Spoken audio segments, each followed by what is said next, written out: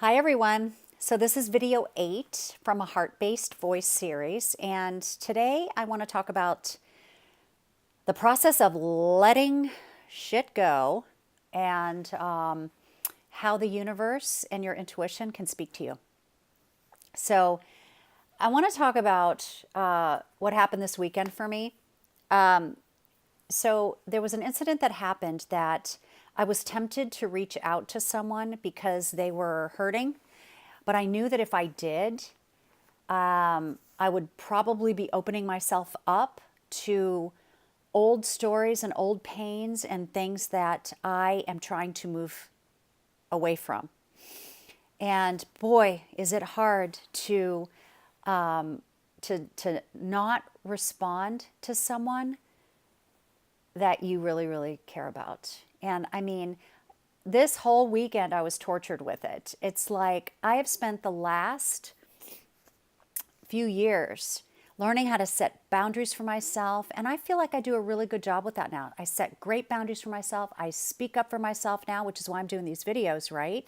Because one of my old stories is that I don't deserve to speak up.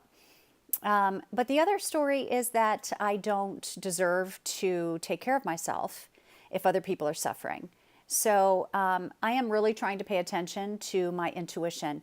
And my intuition was just telling me that it's not right for me, as much as it was tearing me up not to reach out and help. I knew that that was something that wasn't in my best interest.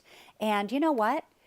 My best interest is, I want to put that first and foremost. And I can't even believe I'm saying that out loud. I didn't think I'd ever feel that way. So I chose not to respond, but it ate me up all weekend. And, you know, there were points where I was just crying for hours and I was just in a panic. I felt so selfish, so guilty. Like, what kind of person doesn't reach out to help someone else if they're in trouble? But there's a lot more to it and all that. The point is that that reaching out felt very heavy to me. So if something feels really heavy in my body, I've learned that it feels heavy for a reason and I don't even have to understand it. But I sat with that pain, with that selfishness and feeling guilty and just, oh, so hard.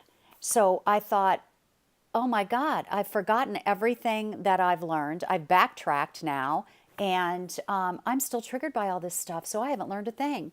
But that isn't true. Even though I've thought that I had let this go before, now I realize that it's a really slow process and it just comes in layers. Maybe I'm letting layers of it go, a layer at a time. But I have to tell you how the universe is speaking to me about this, because I follow this transformational teacher named Kyle Cease.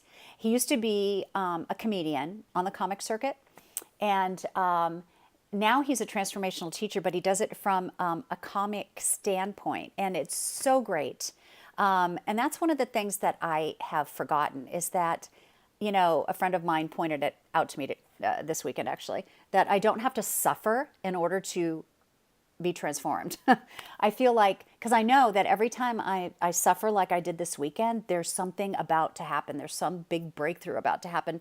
But I don't always have to suffer in order to learn something. In fact, it can be fun. And Kyle Cease is teaching me that.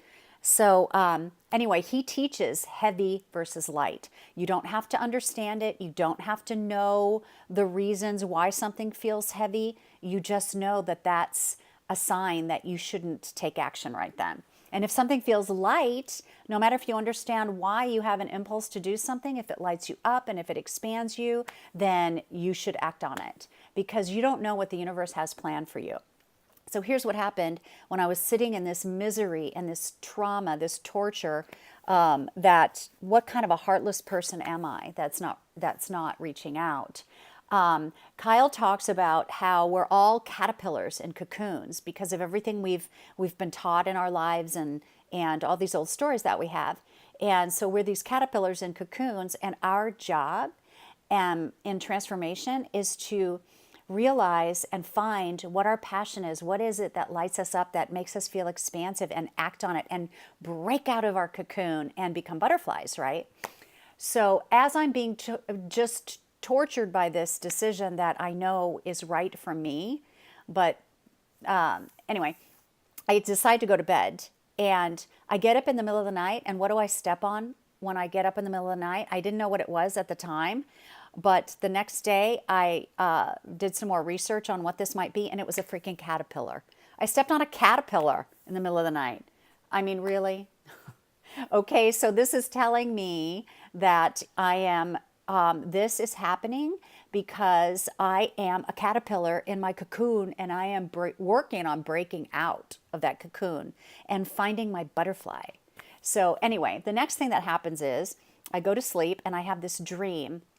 And in this dream, I am sitting there, one part of the dream, I was sitting there, and on one side of me is the person of the subject of what I'm talking about. And this, on the other side of me is Dr. Wayne Dyer, okay? The spiritual teacher who teaches about following your intuition, finding your passion, finding your joy, and stepping into your truth. So here I am in between what my intuition is actually telling me and what I'm trying to let go of. And perfect. I mean, yes, I'm in between that. That's what's happening. I'm the caterpillar, and I'm in between those two realizations. Then in my dream, there's an earthquake.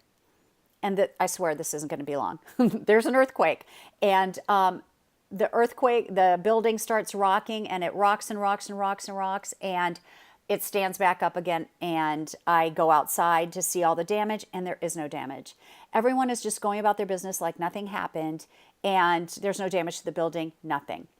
So what this is telling me is that, yes, I am shaken up inside. This has triggered something again in me, but now I am strong enough, I am resilient enough that I won't be damaged, and I can withstand it. And that's exactly what's happened. And you know what? People in our lives, they might know that they're triggering us, but they might not, because they're trying to get along also. So, I'm not saying that was any intention from this person or anything. It was just how I felt about it and what boundaries and limits that I feel like I need to set for myself. But how perfect is that?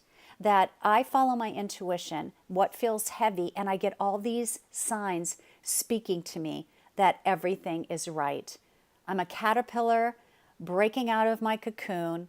If there's an earthquake, it's just tumultuous inside, but I can withstand it. And I am in between letting my story go and Dr. Wayne Dyer. And I'm learning from Kyle Cease, so I'm okay.